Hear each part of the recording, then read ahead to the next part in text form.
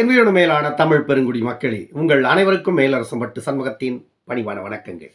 அன்பு உறவுகளே, நம்முடைய சேனலை நீங்கள் பார்ப்பது இதுவே முதல் முறையாக இருந்தால் நம்முடைய காணொளிகள் தொடர்ந்து உங்களுக்கு வர வேண்டும் என்றால் உடனே சப்ஸ்கிரைப் செய்து கொள்ளுங்கள். தொடர்ந்து நம்முடைய காணொளி பற்றின உங்களுடைய மேலான கருத்துக்களை கருத்துரை பகுதியிலே தவறாமல் பதிவு செய்யுங்கள். அன்பு உறவுகளே, வாருங்கள் இப்பொழுது காணொளிக்குள்ளே செல்லுவோம்.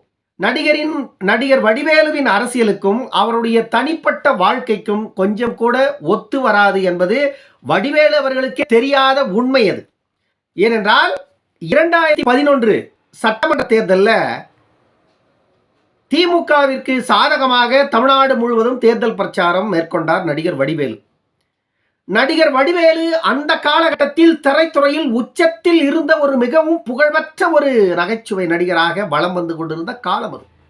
ஒரு ஆண்டிற்கு குறைந்தது 50 படங்கள் அவருடைய நடிப்பில் வெளிவந்து கொண்டிருந்தது. புகழின் உச்சத்தில் இருந்த ஒரு நகைச்சுவை நடிகர் சாதி மத பேதமின்றி எந்த ஒரு அரசியல் கட்சி சார்ந்தவர்களாக இருந்தாலும் வடிவேலுடைய காமெடியை பார்த்து சிரிக்காதவர்களே இருக்க முடியாது. அந்த அளவிற்கு வடிவேலுவின் நகைச்சுவை வந்துட்டு மக்களின் பசி தீர்க்கின்ற விருந்தாகவும் இருந்தது, நோயாளிகளை குணப்படுத்துகின்ற மருந்தாகவும் இருந்தது நடிகர் வடிவேலு அவர்களுடைய நகைச்சுவை விருந்து என்பது. அப்படிப்பட்ட புகழின் உச்சத்தில் இருந்த நடிகர் வடிவேலுவை அரசியல் பக்கம் திருப்பி அரசியல் ஆசையை காட்டி 2011 விஜயகாந்த் அவர்கள் ஜெயலலிதா அவர்களுடன் கூட்டணி அமைத்து போட்டியிட்ட காலம் அது. நடிகர் விஜயகாந்துக்கு எதிராக பேசுவதற்கு ஒரு ஆள் வேண்டும். எங்க? திமுகவின் அரசியல் மேடையில். இதுதான் திமுகவினுடைய நோக்கமே தவிர வேற எதுவுமே இல்லை. வடிவேலுவுக்கும் திமுகவிற்கும் எந்த ஒரு குடுப்பல் வாங்கல் எதுவுமே இல்லை. வடிவேலு சாதாரணமாக திரைத்துறைக்கு வந்தவர். கருணாநிதியுடைய குடும்பம் தான் வடிவேலுக்கு வாய்ப்பு கொடுத்து கொண்டு வந்து தமிழ் திரையுலகத்தில் விடலை. தமிழ் திரையுலகில் வடிவேலை கொண்டு வந்தவர் ராஜ்கிரண் அவர்கள். ராஜ்கிரண், ராமராஜன், டி ராஜேந்திர போன்றவர்கள் தான் வடிவேலை கொண்டு வந்து திரைத்துறையில களமிறக்கினார்கள். அதன் பிறகு விஜயகாந்த் அவர்களே மீண்டும் மீண்டும் வாய்ப்பு கொடுத்து வடிவேல் அவர்களை ஒவ்வொரு படியாக உயர்த்தி விட்டார்.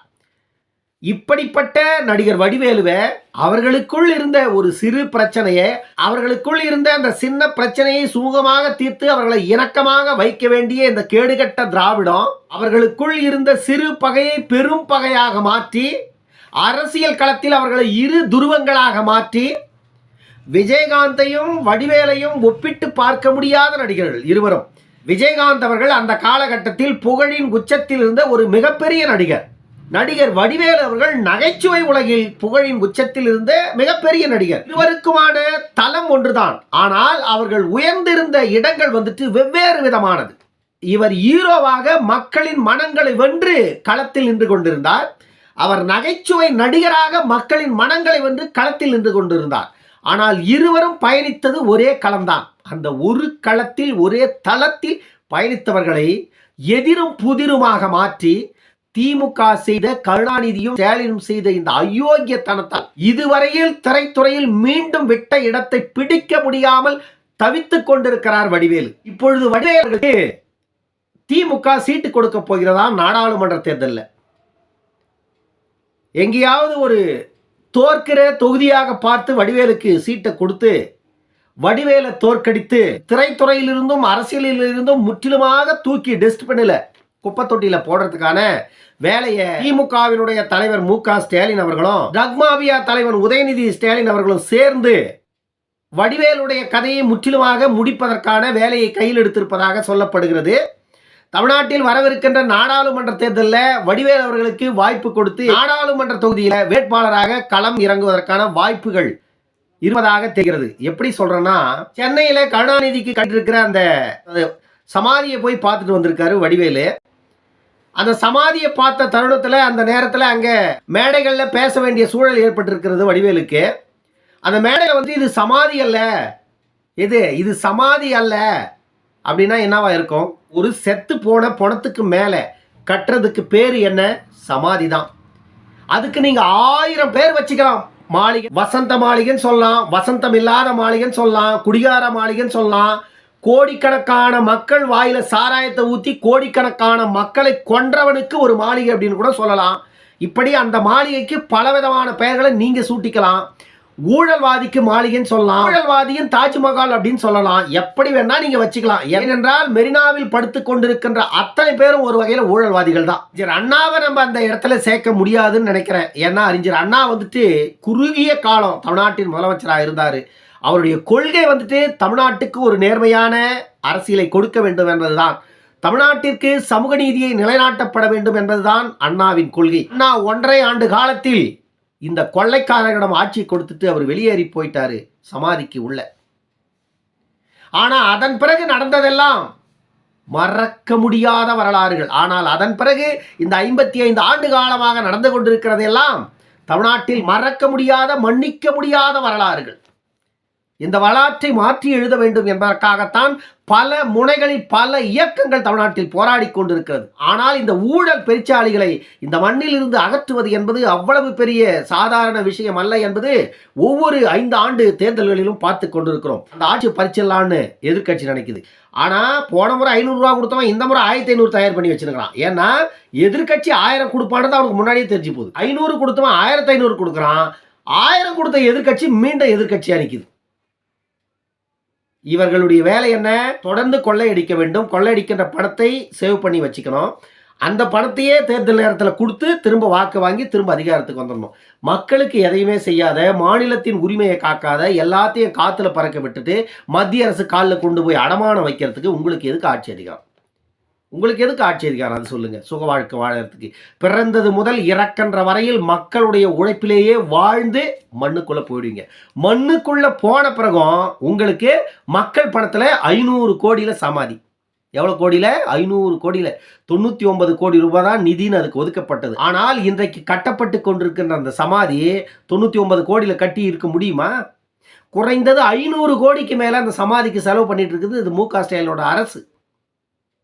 ஆனா அத்தனையும் கணக்கில் வராது. பாருங்க நீங்க வேணும்னா. இந்த இடத்தில் வடிவேலு பேசிய சில விஷயங்கள் தான் அவர்களை நாடாளுமன்ற தேர்தலில் களம் இறக்குவதற்கான வாய்ப்புகள் இருப்பதாக சொல்லப்படுகிறது. என்ன நடக்க போகிறது என்பதை நாம் பொறுத்திருந்துதான் பார்க்க வேண்டும். ஏன்னா வடிவேல் அந்த கொள்ளக்கார கூட்டம் சொல்றதுக்கு தலையசைச்சு ஒருவேளை அந்த சாக்கடையில் போய் அவர் குதிச்சார்னா வடிவேலு கதையை முற்றிலுமா முடிச்சு மதுரைக்கு மூட்டை முடிச்சோட அனுப்பி வச்சிருவோம் இந்த கேடுகட்ட திராவிட குடும்பம்.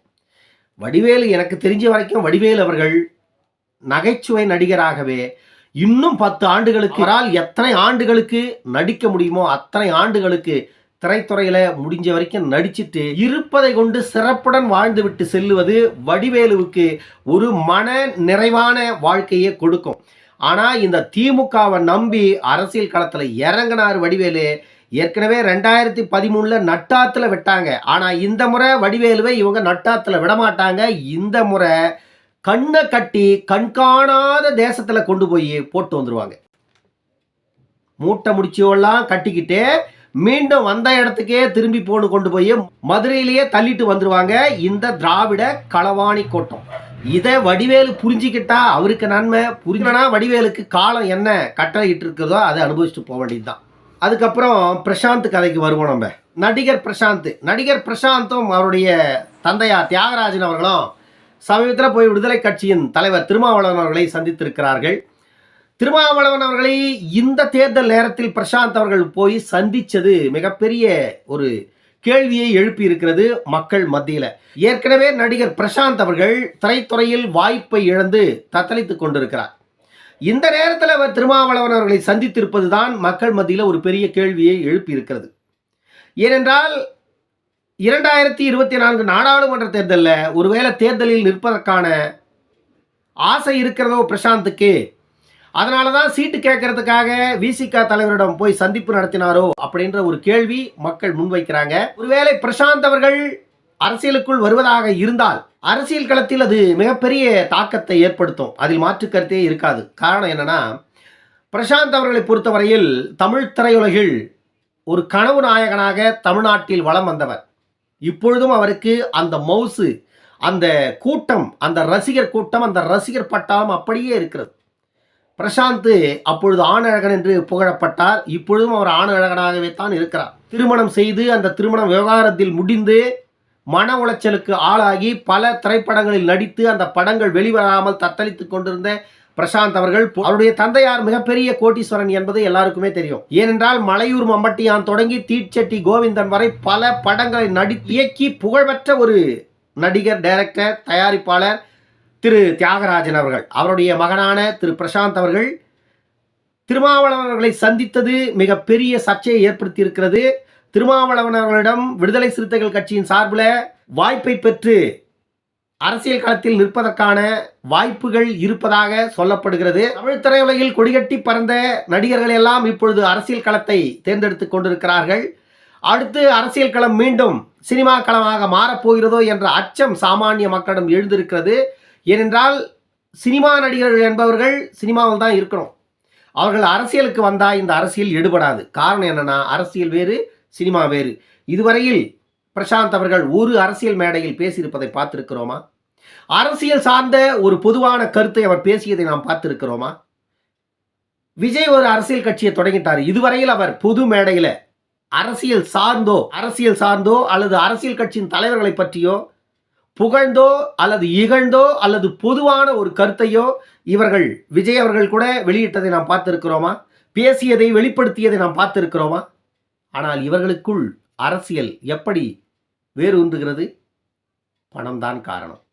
பணம் இருந்தால் அரசியலில் பதவியை பெற்றுவிடலாம், ஆட்சி அதிகாரத்தை பிடித்து விடலாம் என்ற எண்ணம், அந்த பேராசை யாரை விட்டது? அது விஜயையும் பற்றி கொண்டது. இப்பொழுது பிரசாந்தையும் பற்றி கொண்டிருப்பதாக சொல்லப்படுகிறது, பிரசாந்தையும் பற்றி கொண்டிருப்பதாக சொல்லப்படுகிறது. வடிவேலையும் கொண்டு வந்து கிணற்றில் தள்ளுவதற்கு தயாராகி கொண்டிருக்கிறது திமுக.